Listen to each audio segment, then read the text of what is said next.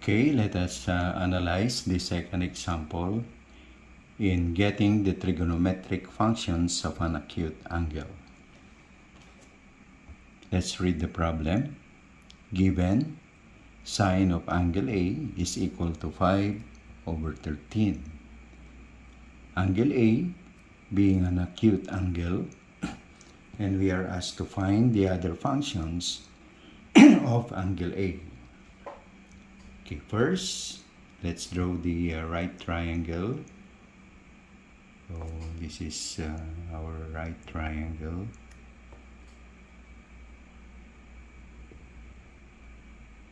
Then, this is the 90-degree angle, and one of the acute angles is represented by capital letter A. So this is the angle we are going to work on. Okay, it says here sine of angle A is equal to 5/13. Now what we have learned, what have we learned in the past is that sine is defined as, or the sine of angle A is actually the ratio of the opposite side of this angle, angle A, over the hypotenuse. Yeah. So based on this given value, we can equate this to this definition. The sine of angle A is equal to 5/13, which says then that the opposite side of A is equal to 5 and the hypotenuse of the triangle is equal to 13 there. 5, that is 13. So we can now assign these values into the figure. So the opposite side of angle A, which is this side, measures 5 units, while the hypotenuse, which is the side opposite the 90-degree angle, measures 13 units. Okay, so for us to be able to find the other functions of this angle, we must identify, or we must be able to find the measure of this side. Say we assign this as angle B, well this is angle C, then this side opposite angle B, we assign this small letter B. So first, we need to solve for side B. So how can we solve for this side? We can use the Pythagorean theorem. Okay, so by Pythagorean theorem, we can solve for the measure of side B. And what does Pythagorean theorem state? Okay, it states that the square of the hypotenuse, in this case, the hypotenuse is 13. So the square of the hypotenuse is equal to the sum, there, is equal to the sum of the squares of the other sides. Okay? So the square of the hypotenuse, in this case 13, is equal to the sum of the squares of the other side. So one side is 5, so get the square of that, and the other side is B, you get the square of that also. So what do we have here? We have an equation involving one unknown.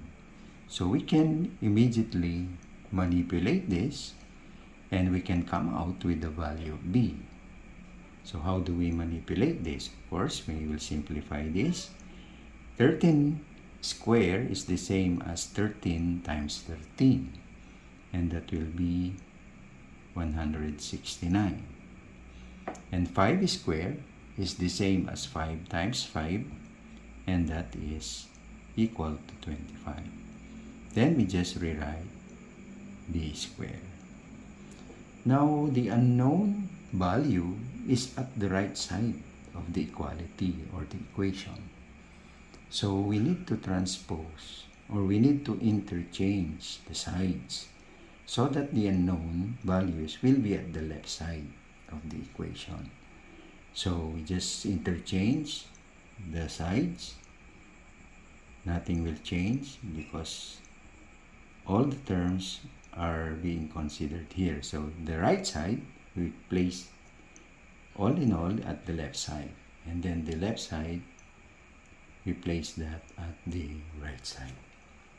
Okay, so the unknown value is now at the left side of the equation, and then we need to transpose this to the other side.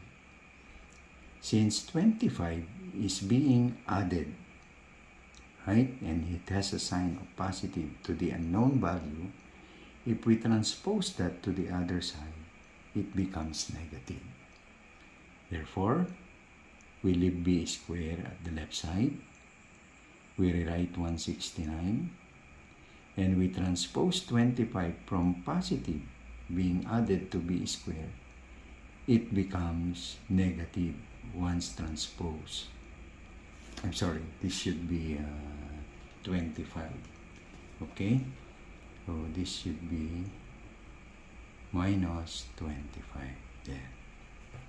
Okay, I repeat, we transpose 25 to the other side. From positive sign, it becomes negative 25. Then we subtract 25 from 169. What do we get?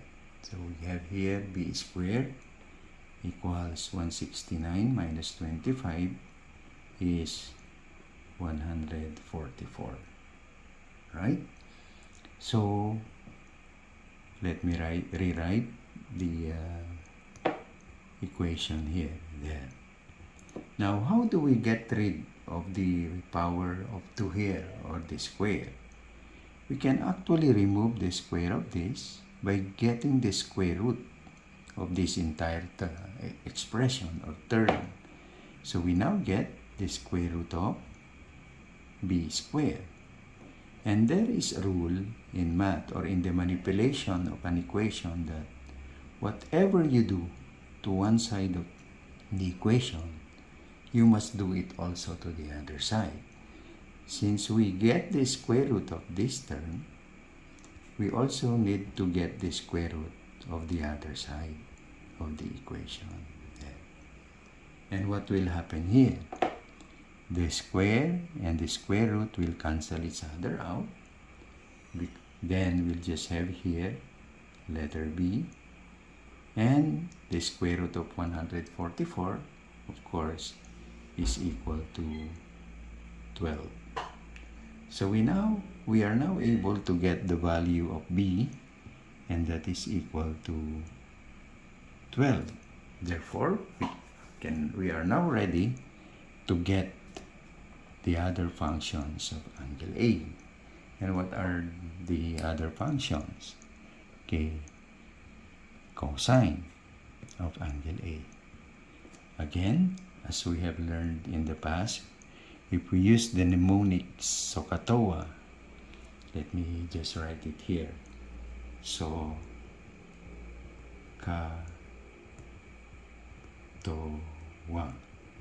right?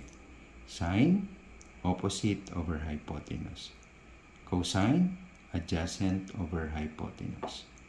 Tangent, opposite over adjacent. So, since we are getting the cosine of angle A, we'll have adjacent over hypotenuse.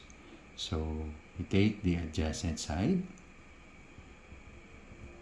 the side adjacent to angle A, over hypotenuse. Okay?